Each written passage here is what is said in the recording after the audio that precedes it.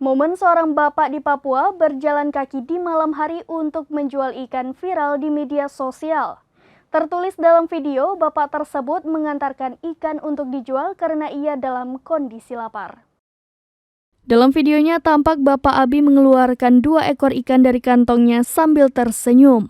Bapak Abi menceritakan bahwa ikan itu ia ambil dari sebuah sungai kecil Avium. Wike pun terkejut karena lokasi sungai itu berada jauh dari kediamannya. Adapun 2 ikan yang dijual oleh Pak Abi itu adalah ikan nelon dan panah. Ia ingin menjual ikan-ikannya seharga Rp50.000. Wike membayar ikan itu lebih dari harga yang diminta Pak Abi. Kemudian Wike bertanya apakah Pak Abi memiliki beras di rumahnya. Pak Abi pun menjawab tidak ada dan ia merasa lapar. Wike pun akhirnya memberi Pak Abi beras, biskuit, dan makanan kaleng. Pak Abi mengatakan dirinya mempunyai anak di rumah, bahkan ia meminta maaf karena merepotkan Wike.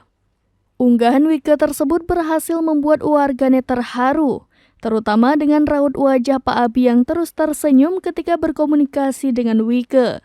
Hingga Senin 3 Juli 2023, video tersebut telah ditonton sebanyak lebih dari 38 juta kali di aplikasi TikTok. Demikian informasi terkini, Syedara Lun. Saksikan terus berita lainnya di kanal YouTube Serambi News, website dan Facebook serambinews.com.